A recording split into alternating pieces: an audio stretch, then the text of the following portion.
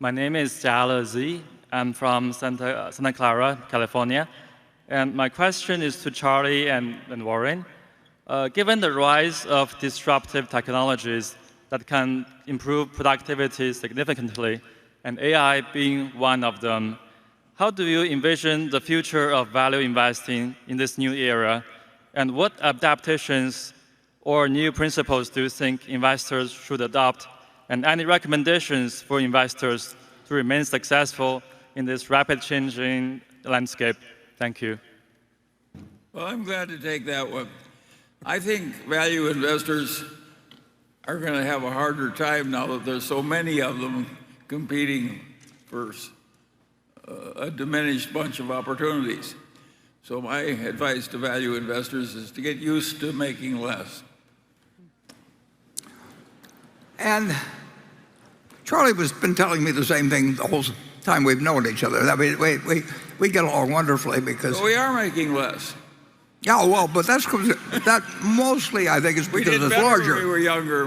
No, we never thought we could manage 508 billion. No, or whatever. But I would argue that there's going to be plenty of opportunities. And part of the reason there are going to be plenty of opportunities, the tech doesn't make any difference or any of that. I mean, if you look at how the world's changed in the years since 1942 when I started, you'd say, well, how does a kid that doesn't know anything about airplanes, that doesn't know anything about engines and cars, and doesn't know anything about electricity and all that? But that really isn't that's not the world changing doesn't, or new things coming along don't take away the opportunities.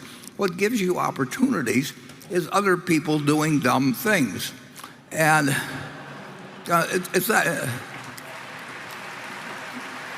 And I would say that, well, the 58 years we've been running Berkshire, I would say there's been a great increase in the number of people doing dumb things, and they do big dumb things. And the reason they do it to some extent is because they can get money from other people so much easier than when we started. So you could start 10 or 15 dumb insurance companies in the last 10 years, and you could become rich if you were adroit at it, whether the business succeeded or not, and the underwriters got paid, and the lawyers got paid.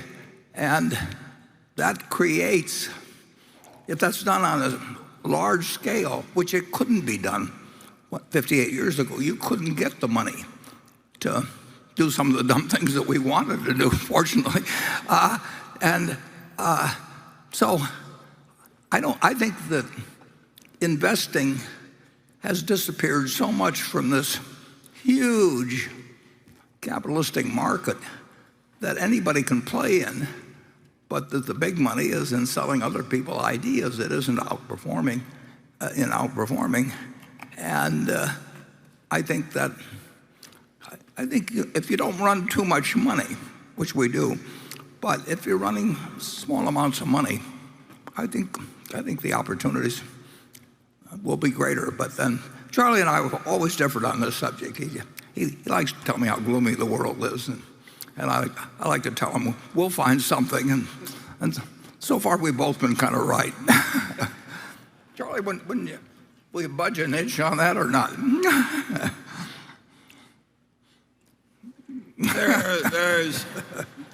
There is so much money now in the hands of so many smart people, all trying to outsmart one another and outpromote one another, getting more money out of other people.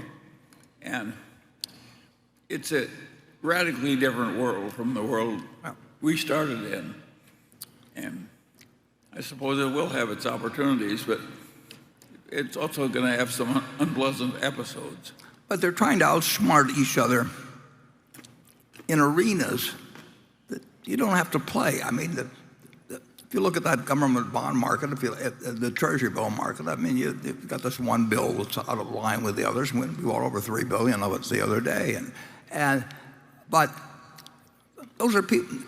The world is overwhelmingly short-term focused, and if you go to an investor relations call, they're all trying to figure out how to fill out a sheet to show the earnings for the year. And the management is interested in feeding them expectations that will slightly be beaten. I mean, that is a world that's made to order for anybody that's trying to think about what you do that should work over 5 or 10 or 20 years. And I just think that I would love to be born today and go out with not too much money and hopefully turn it into a lot of money. And Charlie would too, actually. He just like he would find something to do, I will just guarantee you. And it wouldn't be exactly the same as before, but he would have a big pile. I would not like the thrill of losing my big pile into a small pile. Well, I like my big pile just the way it is. Well, we agree on that, incidentally. Okay. Yes, we do. You're one of the most extreme lovers of the big pile.